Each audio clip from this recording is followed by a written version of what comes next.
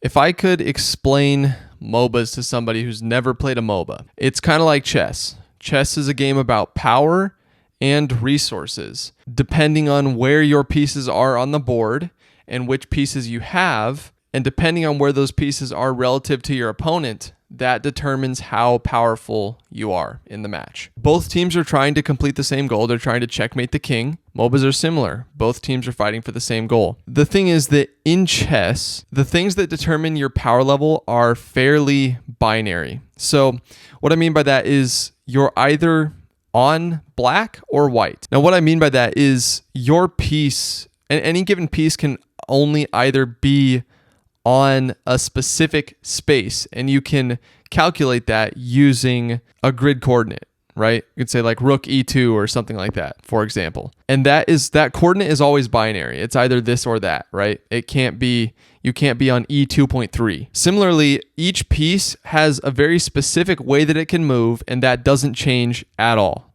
right? A knight can do this, a king can do that, a queen can do that. And each piece has a very specific function that does not change throughout a match, except in the case of pawns upgrading to queens, but they're still upgrading to a piece that has a set move set, right? MOBAs take all of these concepts and crank them up to 15, because instead of having 6 pieces, each with one ability, like in chess, you have 100 plus pieces in most MOBAs. Each piece has anywhere from 4 to 12 abilities, depending on the character. Each character can purchase anywhere from 6 to 12 or more items, depending on the MOBA, that further augment the way that this character or piece, if we're talking chess terms, functions. It's like if a knight could buy upgrades throughout a match, and they could change what upgrades they're buying depending on the situation that they're in any given match. On top of that, in MOBAs, where you are is not a binary number. You can be anywhere on this huge map. You can be anywhere. And where you are standing relative to the opponent directly affects your power level. On top of that, you have things like high ground and low ground. You have things like in MOBAs, sometimes you can't even see the enemy pieces unless you're standing close enough or one of your teammates is standing close enough to be able to see them. Each piece has a health pool that they lose when they get damaged.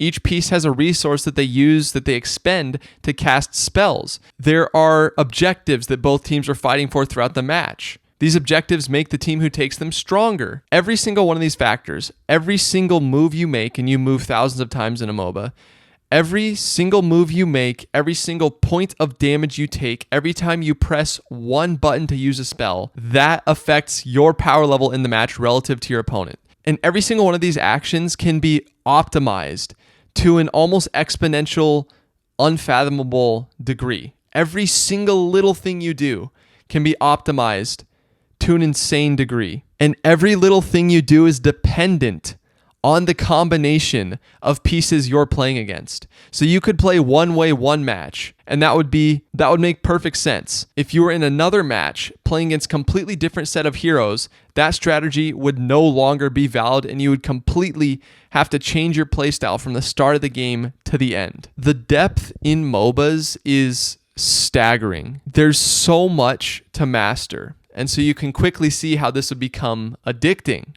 The question is, and I've seen comments like this, you have to be unemployed to understand MOBAs. That statement is so true. Most of these games, you need to spend thousands of hours to get even remotely decent at them. So the question is, how does anybody ever get hooked on them? And the answer is, it usually starts young, like it did for myself. I was introduced to Dota in 2014 when I was 12 years old. Yeah, I was definitely intrigued by it. It had a lot of the aspects that I loved, like strategy. I was very competitive growing up. My dad played a lot of board games with me. It had strategy, it had fantasy elements, it had magic, it had spells, it had action. All these things I liked, but it was very overwhelming and I sucked at it. So I didn't play it too much. But over time, I realized that this game was just infinitely deep. And the more I thought about it and the more I watched videos on it, the more this multi-layered onion revealed itself to me over time. And it just got deeper and deeper and deeper the more you dug into it. It could consume every single minute of my waking attention, and there would still be more to think about and improve on. So I got kind of decent at it. I got to, like Legend or Ancient in like 2018 in Dota is it's about average. It's about average. Whatever MOBA you play, whatever the average rank is, that's kind of what Legend is in Dota. And I stopped for almost like 3 years because I started a company and I was just working on that like nonstop basically. But come COVID, I get my own apartment and I dive headlong into the game so hard, like so insanely hard. I hired a coach. I went from Legend to Immortal in like 6 months or something like that, which is Immortal is when you hit the leaderboard in Dota. So you get past all the ranks and now you're like very top, like 0.1% or top 1% of the player base. You're really good. Now here's the thing. The reason this game was so addicting to me is because especially growing up in many ways, I felt so powerless in every area of my life. And going into this world and being able to play it and get better at it was the only place I felt powerful. And that feeling was intoxicating. I mean, it was my escape. It was my coping mechanism for everything. I would just play the game. Now, here's where problems start to arise. There's many of them. So for one, obviously it takes a lot of your time. That's one thing. But where it becomes really problematic is if you're somebody like me, there's always more to do. You can always get better. And if you've invested so much time into it, your ego is wrapped up in how good you are in this game. And so you take it so seriously. And your mood is dictated by whether or not you won or lost that day. Which brings me to another point where MOBAs facilitate this almost like gambling-like dynamic where if you lose a couple matches, right, and you're so obsessed with your rank and your goal for that day is, oh, I'm going to climb to this rank. If you lose a couple matches, you're thinking, oh my gosh, I have to win 3 more to get back up on the day. And so you're trying to recoup your losses. And obviously this results in a death spiral where you just get angry because you're playing bad and then you lose and lose and lose and lose. You get in situations where literally weeks of progress you can undo in a single bad weekend. And then you're just full of all this self-loathing because you feel like you wasted all this time now and you have to do all that effort to get back there and all these different things. And on top of that, when you put all these people who are damaged this way and obsessed with this game into this pressure cooker where the only thing that matters is you winning, your solo rank is the only thing that matters. So you want to win at any cost, and your ego is so wrapped up around this that you end up in matches with other players where everyone is just freaking out on each other all the time. You'll have somebody, if somebody like slightly offends them, they'll ruin the entire match just to prove a point. So on top of the stress of you just trying to play well, you're also dealing with the stress of other players who are flaming you. If you end up like me, because it's so important to you, you flame other people. You say horrible things to them because of the mistakes that they make. And this is just this dynamic, this horrible toxic dynamic that grows and festers and gets worse in these MOBAs. And you're hoping and praying every time you queue up for a match that you'll get in a match with people who will at least try to win and won't give up 2 minutes in the game and ruin your game intentionally. And the thing is that I saw another comment that said like, why do MOBA players say this is the most fun I've ever had in my life, then show you a clip where they're dead inside? And the highs in MOBAs are so high. Like truly, at its core, the game is so insanely, profoundly deep and incredible and a beautifully crafted game, but you're always trying to chase that high of winning because losing feels so bad, especially when it happens because of other people screwing off or ruining your games on purpose. You're always trying to chase that high of winning, and even when you win and get to that rank, there's still more to go. You're always essentially just boils down to you're addicted to the game because on top of everything else, the game is also designed to be addictive, right? It has all this audio-visual stimuli designed to get you to keep playing, right? Every single thing you do, there's immediate feedback. It's the most dopamine you can get for the least amount of effort. And that was a big problem for me, being someone with ADHD, is I just jump into a game and it's like I wouldn't have to think about what to do for the next 45 minutes. I'd be thinking about the game actively and what to do in the match, but it was all happening to me and I was reacting based on what I had learned and practiced, as opposed to in real life. Let's say you want to practice the guitar or draw or something like that. You have to sit down and make it happen. And there's an element of uncertainty, like, what do I do next? You have to sit down and go make it happen. It's not happening to you and you're reacting to it. And the more time you invest in it, the more you feel like, oh, I can't stop now. I've invested so much time in it. The other horrible thing about it is the esport dynamic. and this is one thing that hooked me when I saw Valve's free-to-play documentary, is you see that there are players out there making money by doing this thing, and you realize, oh, I can justify my addiction if I can get there. And it doesn't even have to be esports. It can be streaming. And that's what happened to me. I was good. I wasn't the best, but I was better than most of the player base. I started making videos and streaming and coaching and making really good money. I had a pretty big YouTube channel doing this stuff, and it was just another way to justify my addiction. I wish so badly that I would have cared more about the community and making videos than just playing the game, but I was addicted. That was the reality of it. And so this channel was a way to justify my addiction. Sure, I love talking about the game. I absolutely love talking about the game. I loved streaming. I would have 60 or 70 people come to my streams every single day. I miss that so much. You have no idea how fun it is to actually stream to an audience of people who are intensely passionate about this game as much as you are, and you are always talking, strategizing, and they want your advice because you're like an expert.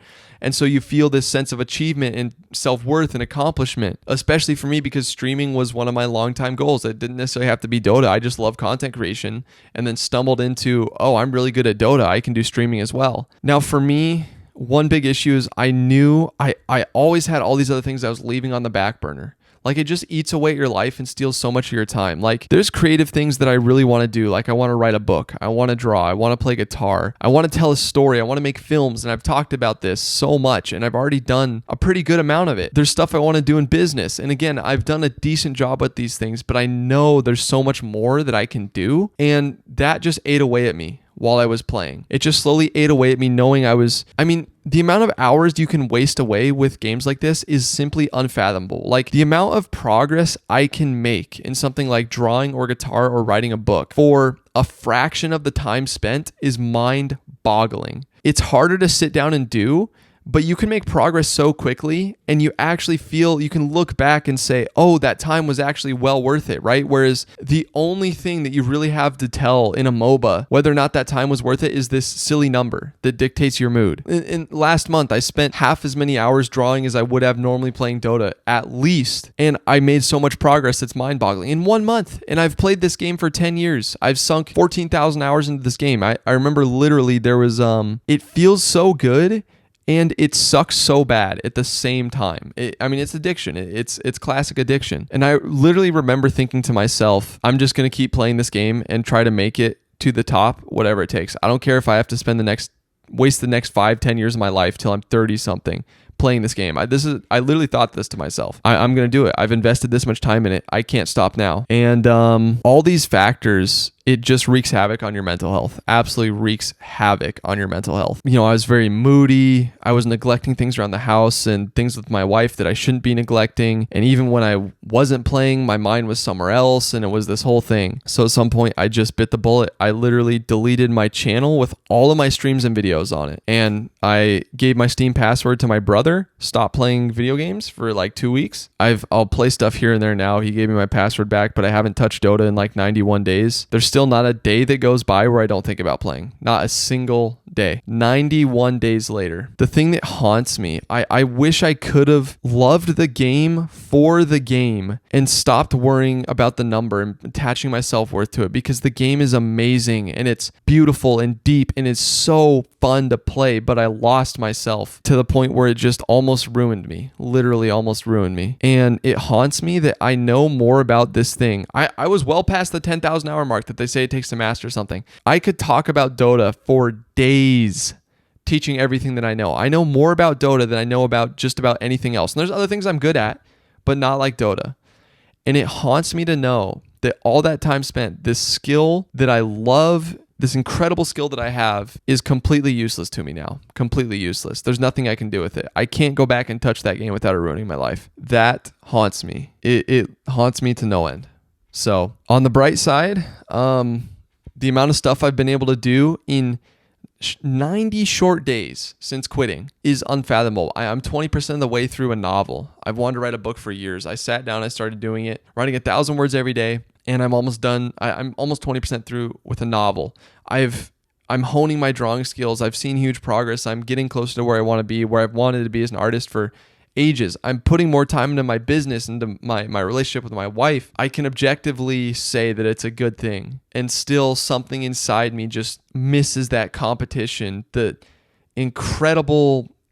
I don't know. There's just, if you've never felt it, you can't really understand it. It's hard to describe it to you, but it is getting taken away to another world that is so incredible, and you are so powerful, and it makes you feel like a badass, and it scratches this need for people like me who are very competitive, and there's nothing like it. There's nothing like it. I can objectively look around and say, this was a good move, and yet it still doesn't feel as good as playing Dota. It's crazy. So anyway, that's my experience. I hope it finds the right people. I know there are people out there who are struggling with it, who have struggled with it. I hope if you're struggling with it that you can find the strength to just cut it off, But anyway, thanks for watching. Peace.